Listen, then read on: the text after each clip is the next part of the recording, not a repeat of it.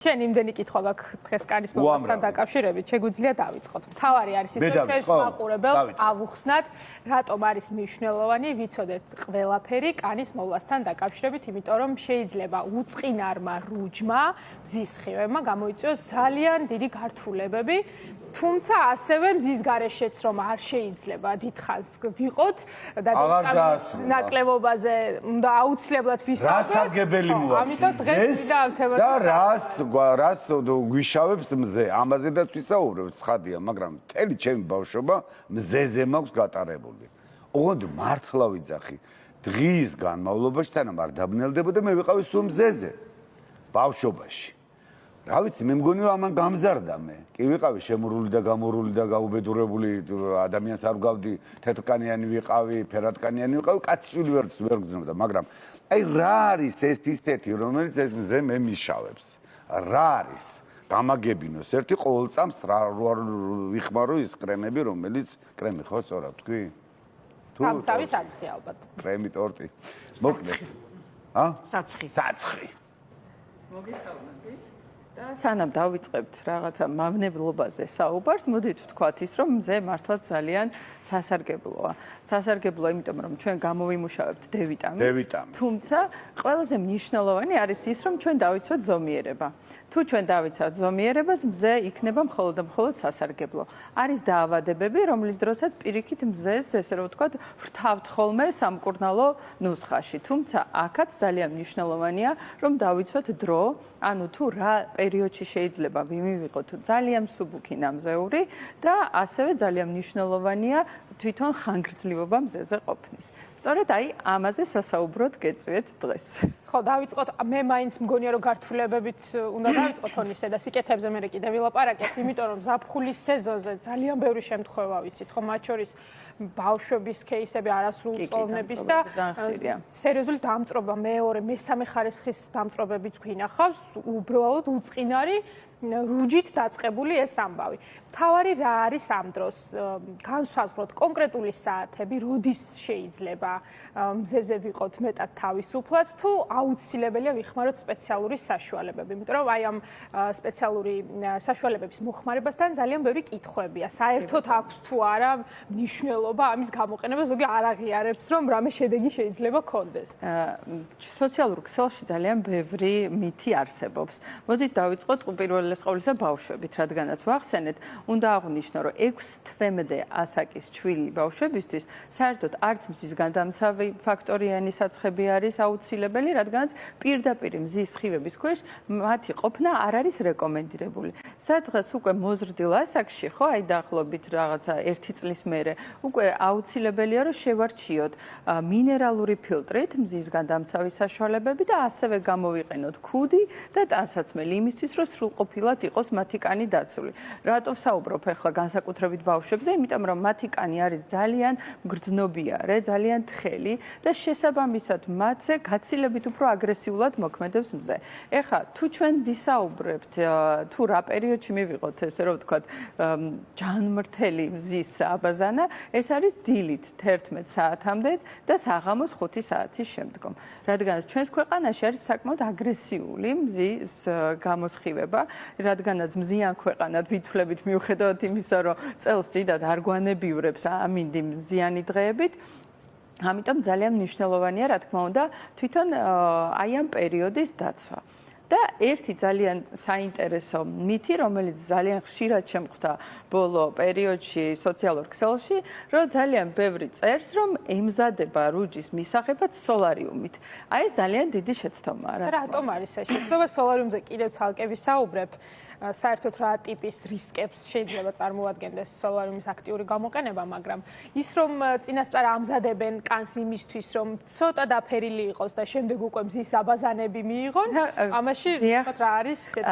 საზოგადოებაში არის ეს აზრი, რომ რადგანაც უკვე ცოტა რუჯი აქვთ, შესაბამისად ეს არის უკვე მათი SPF-ი. სინამდვილეში, ანუ მათი რუჯი, ესე რომ ვთქვათ, სხვადასხვა სამედიცინო მტკიცებულებებით ითვლება, რომ არის უდრის დაახლოებით SPF 5 მაქსიმუმ 10. შესაბამისად მათ არ აქვთ ისეთი აქტიური დაცვა და ის რომ გვაქვს რუჯი არ ნიშნავს იმას რომ არ დავიწვევით. შეიძლება რომ გარუჯული სხეული კიდევ დამწრობა მიიღო? რა თქმა უნდა შეიძლება. მოდით გავუყოთ ახლა არსებობს UVA და UVB გამოსხივება, ხო?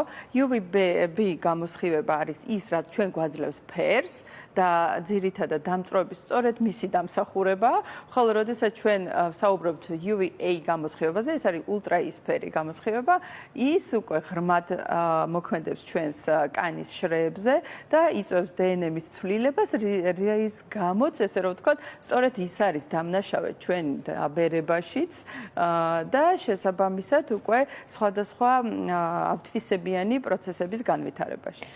რომ ძალიან საჭიროა და ბევრი ჯანმრთელობისთვის მათ შორის რომ ბევრი მხრივ სასარგებლოა, ეს ხადია, თუმცა სხვათა შორის აი კორეული კანის მოვლის ფილოსოფია, როგორც ვიცი, მთლიანად ამას ეფუძნება და რამდენად რეალურია, რომ საერთოდ ვიცხოვროთ მზის სხივების გარეშე, გულისხმობ დამცავის გარეშე და არ გქონდეს პირდაპირი კონტაქტი, მათ შორის ულტრაისფერის სხივები არ სახეზე განსაკუთრებით და ცნობილია როგორ კარგად გამოიყურება მათი სახის კანი, ხო, დაბერება ახსენეთ და აუცილებლად ამიტომ და შევეხოთ ამ ნაწილსაც. რეალურად ამ ნაოჭების გამრავლებას, სახის ადრეულ ასაკშივე დაწყებას დაბერებისკენ ამ ადრეულ ასაკზე აღნიშნავ ესეთ რაღაცას, ეს იქნება სოლარიუმით თუ ეს იქნება მზის დამსახურებით 30 წლამდე ასაკში თუ ადამიანი რამოდენიმეჯერ ძლიერად დამწვარა რომელიმე საშუალებით, ესე რომ ვთქვათ, ეს დაახლოებით 70%-ით ზრდის მელანომის გაჩენის რისკს. ეს საკმაოდ ძალიან მაღალი პროცენტია, ხო? დამეთანხმებით. ეხლა რაც შეეხება კორეული ახსენეთ, აზიურ ქვეყნებში არის უფრო განსხვავებული აი ამ მზის გადამცავი ფაქტორის აღნიშვნა, ანუ ჩვენთან არის ევროპულ საცხებზე სულ წერია SPF-ი, ანუ ეს ნიშნავს მზისგან დამცავი ფაქტორი და იქ არის სხვა აბრევიატურით, ეს არის PA, ესე რომ ვთქვათ, ეს არის პიგმენტის ხარისხის მიხედვით ხდება და არის პლუსები. ანუ თუ ჩვენ ვსაუბრობთ და შედარებას გავაკეთებთ მაგალითად SPF-სა და აი ამ აზიურ საშუალებებზე დატანილი PA ნიშანს, ხო? ამ შემთხვევაში თუ ჩვენ ვისაუბრებთ რომ SPF 30-იან მაგალითად და PA 4+-ით, რომელი უფრო მაღალია. ვიტყვით რომ ეს PA 4+-ით, რადგანაც აქ უფრო მაღალია ულტრაისფერ სხივების დაცვა, ესე რომ ვთქვა და ეს პლუსები სწორედ ამას აღნიშნავს. რაც შეეხება ხა დაბერების პროცესს, რა თქმა უნდა, ჩვენ ვერ შევაჩერებთ, ეს ფიზიოლოგიური მდგომარეობაა, მაგრამ არ უნდა შევუწყოთ ხელი. მაგრამ ხო არსებობს ესეთი მაგალითად და ჩემთავზე ვიტყვი პათოლოგიური კანები, რომელიც არ იწვის არასოდეს. მხოლოდ შეიფერება, დავიფერებით, ეს ზღვაზე ვიქნებით, თუ სადაც არ მთაში და მორჩა, მე ვერ ვიხსენებ, რომ როდესმე დამწვარო, არ ვთქვათ, კანი დამწვია და ან რაღაცა მსგავსი დამმართნია და ამ შემთხვევაში რას მიმანიშნებს ეს ყველაფერი? ეს რა თქმა უნდა ძალიან მნიშვნელოვანია ამ დროს გავსაზღვროთ თვითონ კანის ტიპი, თუ როგორი ტიპის კანი აქვს ადამიანს და ასევე ძალიან მნიშვნელოვანი ფაქტორი არის გენეტიკური განწყობილება. თუმცა მასიურად თუ ჩვენ ვისაუბრებთ სტატისტიკის მიხედვით, იმიტომ რომ ერთეული შემთხვევები არ ნიშნავს მედიცინაში იმას, რომ ეს არის წესი, ამიტომ ეს შეიძლება იყოს ესე რომ ვთქვათ გამონაკლისი, მასიურად უმრავლესობა ადამიანების აქტიური პირდაპირ მზის სხივების ქვეშ დიდხანს ყოფნის შედეგად იწვება. განსაკუთრებით ის შეიძლება მთაში და ესეთ შუა დღის პერიოდში, როდესაც მოხდება. რას ეტყოდით იმ ადამიანებს, ვინც ფიქრობს, რომ თუ არ დავიწვი, ისე ვერ გავირუჯებ? ვეტყოდი, რომ შეიყვარო უპირველეს ყოვლისა საკუთარი თავი, რადგანაც იმისათვის, რომ ჩვენ დიდხანს ჯანმრთელები ვიყოთ და კანიც გქონდეს ჯანმრთელი და ლამაზი, აუცილებელია, რომ დამწრობას ავარიდოთ თავი, რადგანაც კიდევ ერთხელ ვამბობ, დამწრობა პატარა ასაკში მით უმეტეს ძალიან ზრდის კანის კიბოს გაჩენის რისკს და შესაბამისად რო არ გავამახვილო ამაზე ყურადღება, მე როგორც ექიმს არ შემიძლია. კანის კიბოსაც ვახსენებთ, ალბათ სოლარიუმზეც უნდა მოვასწროთ აუცილებლად საუბარი, ძალიან პოპულარულია. დღეს არ აქვს მნიშვნელობა სეზონს და მიზანს, რატომ მოიხმარენ, ეს იქნება წინასწარი შეფერვა ზაფხულის სეზონისთვის თუ უბრალოდ, ვიცით, რომ ძალიან ტრენდულია შეფერილი კანი. თქვენი აზრით, აი რა მასშტაბის ზიანის მიყენება შეუძლია სოლარიუმს, რომლის გაცნობიერებაც ალბათ აუცილებელი უნდა იყოს ყველა იმ ადამიანისთვის, ვინც აქტიურად მოიხმარს. ან თუ არსებობს რაიმე კონკრეტული ვადები და მხოლოდ ამ ვადებით არის ნება და გართული და უსაფრთხო გულისხმობ აი წუთობრივი რაოდენობა ან წელიწადში ერთხელ ორჯერ თუ საერთოდ უნდა ამოვიღოთ ჩვენ ცხოვრებიდან ჩვენ დერმატოლოგებს გვაქვს ესეთი ფრაზა, რომ უსაფრთხო რუჯი არ არსებობს. შესაბამისად, როდესაც საუბარი ეხება სოლარიუმს, ის განეკუთვნება, ესე რომ ვთქვათ, კანცეროგენულ საშუალებას. ის ასოცირდება როგორც დაუშვათ მოწევა. აი, უფრო კარგად რომ გავაგებინოთ ჩვენს მაყურებელს. შესაბამისად, გარდა აი ამ დაუშვათ მავნებლობისა, სოლარიუმი ასევე ძალიან უწყობს ხელს კანის დაბერებას, რადგანაც სოლარიუმი ეს არის UVA, ანუ ულტრაიისფერი გამოსხივება, რომელიც ძალიან ღრმად აღწევს კანის შრეებში და იწვევს ელასტინის და კოლაგენის, ესე რომ ვთქვათ, დაშლით პროცესებს, და მეტად უწყობს ხელს დაბერებას და შემიძლია ვთქვა, რომ საგრძნობლად აჩქარებს. მე მხოლოდ დაბერების უნდა ეშინოს არა, რა თქმა უნდა, მე უკვე იმდენად ბევრი ვისაუბრე ამ კანის კიბოზე, რომ კიდევ ერთხელ არ მინდოდა ამის გამეორება, მაგრამ სოლარიუმი და დამწრობა ზოგადად შესაძლებელია ვისაუბროთ დამწრობის გარეშეც კი, ის უწყობს ხელს როგორც კანის სიმსივნეების გაჩენას, რისკს ზრდის როგორც ესეთი და შესაბამისად ხელს უწყობს დაბერების პროცესს. თუ არსებობს ალბათ გენეტიკური განწყობა არის შემთხვევები, როდესაც მზის გადამცავ კრემს ისმევენ და ისეთებიან სოლარიუმში. ესეც აბსოლუტურად ესე რომ ვთქვათ, არაფრით არ ეხმარება მათ და არაფრით არ იცავს. არის ესეთი შემთხვევები, მით უმეტეს, როცა მზის გადამცავ საშუალებებზე ვსაუბრობთ, ძალიან მნიშვნელოვანია, რომ მივაქციოთ ყურადღება აი ამ აბრევიატურას, რომ ის უნდა იყოს აუცილებლად ფართე სპექტრის, ანუ იცავდეს როგორც UVA, UVB, ასევე ხილული ლურჯი გამოსხივების, ანუ სრული დაცვა უნდა ქონდეს. იმისათვის, რომ ანუ აი ამ საცხმაც რაღაცა სარგებელი, ესე რომ ვთქვათ, გამოიწვიოს. და ხშირად მინახავს ხოლმე ადამიანები, რომლებიც აი სრულიად ღრუბელში დამწვარან, რა თქმა უნდა. შეშიდად შეიძლება მაგ ეს არის UVA-ის დამსახურება უპირველეს ყოვლისა, იმიტომ რომ შეიძლება ღრუბლიან ამინჩით, რატომ არის, რომ მოწოდება არის განსაკუთრებით მათ, ვისაც აქვს პირველი და მეორე ტიპის კანი, ვისაც აქვს ესე რომ ვთქვათ, მიდრეკილება ხალებისკენ, ვისაც აქვს ანამნეში ან ოჯახურ ანამნეში, დაუშვათ რომ მელანომის ან რომელიმე ავთვისებიანი კანის სიმსივნის რისკი, მათ შემთხვევაში მათ საერთოდ უკრძალავენ მზეზე გასვლას და შესაბამისად აუცილებელია მთელი წლის მანძილზე მზისგან დამცავის საშუალებების. დამცავების კულტურა როგორი უნდა იყოს? ვიცით, რომ მხოლოდ ზაფხულში იწყებენ ადამიანები აქტიურად მის გამოყენებას და რამდენად მნიშვნელოვანია, რომ ზამთარშიც ყოველდღიურად მუდმივად იყოს კანზე მზის დამცავი. კანის ტიპს გააჩნია, რა თქმა უნდა, არის კანის ტიპი სიძარღვოვანი, ძალიან თეთრი. ამ შემთხვევაში მთელი წლის მანძილზე არის რეკომენდირებული მზისგან დამცავის საშუალებების გამოყენება. ხოლო მუქი კანის შემთხვევაში ესეთი აუცილებლობა არ არის მით უმეტეს ზამთრის პერიოდში და ასევე შეიძლება რომ ეს მზის გადამცავი ფაქტორი იყოს შედარებით უფრო ნაკლები ამ შემთხვევაშიც უბრალოდ ერთი ნიუანსი არის ადამიანები როდესაც გამოიყენებენ მზის გადამცავ საშუალებას მაგალითად SPF 50-იანს ფიქრობენ რომ ესეთი სრულყოფილი დაცვა აქვთ მაგრამ თუ საჭირო რაოდენობით არ წაისმევენ მას შეიძლება ეს 50-იანი კი არა იყოს 20-იანი საჭირო რაოდენობა როგორ უნდა საჭირო არსებობს ესეთი წესი, ანუ თუ ჩვენ სახეზე ვსაუბრობ, 2 თითის ოქროს წესი, როდესაც მთელ სიგრძეზე უნდა დაიტანონ მზისგან დამცავი საშუალება და სწორედ ეს რაოდენობა არის საკმარისი სახისთვის. ხოლო ტანის შემთხვევაში ეს პატარა შოთის ჭიქებს რომ ეძახიან, აი ეს რაოდენობა არის სრულად ტანისთვის საკმარისი რაოდენობა. თუ მოვიხმართ დამცავ საცხებს მზისგან, მაშინ შემიძლია მე სულ ვიწვე და ვიწვევს ეს. არა, რა თქმა უნდა. აღარ მოვერიდო 11 საათს. რომ ამაზეც გავამახვილებ ყურადღებას. სოციალურ მედიაში და საზოგადოებაში ძალიან ხშირად მუსირებდა ერთი ესეთი აზრი, რომ მზისგან დამცავი საცხები იწვევს თვითონ სიმსივნეებს. და ალბათ კი, ანუ იყო ესეთი მითი, მაგრამ ეს რა თქმა უნდა არ შეესაბამება სიმართლეს და საიდან მოდის ეს მითი ზუსტად. მზისგან ჩატარდა ერთ-ერთი კვლევა, სადაც მზისგან დამცავის საშუალებების ვინც იყენებდა და ის ვინც საერთოდ არ გადიოდა მზეზე, მათ შორის ჩატარდა ესეთი კვლევა და აღმოჩნდა, რომ აი ეს მზისგან დამცავ საშუალებებს ვინც იყენებდა, მათ შემთხვევაში ხშირი იყო უფრო სიმსივნეების გაჩენის ალბათ სიხშირე და ეს უკავშირდებოდა, როდესაც ეს კვლევა გაგრძელდა თუ რატომ მოხდა ეს.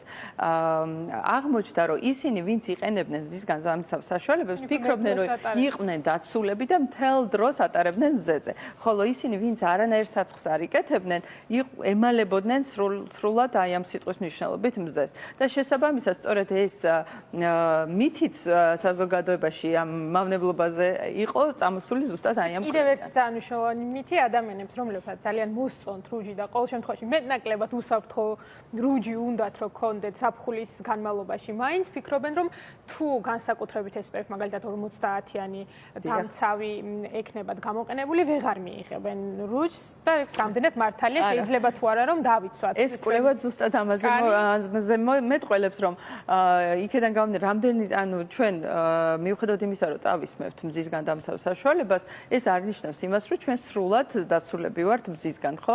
თუ ჩვენ არ დავიცავთ დროს, თუ ჩვენ არ დავიცავთ ზომიერებას, თუ ჩვენ არ განვაახლებთ ამ მზისგან დამცავი საშუალებების ესე რომ ვთქვათ დატანებას კანზე, ის სრულყოფილად რა თქმა უნდა ჩვენ ვერ დაგვიცავს. და ბოლოს მაინც მინდა შევეხო იმ მავნე პრაქტიკებს, რომლებიც არსებობს და რა თქმა უნდა მათ პოპულარიზაციას ჩვენ არ ვეწევით არასდროს და მათ შორის არც გავიხსენებთ დღეს.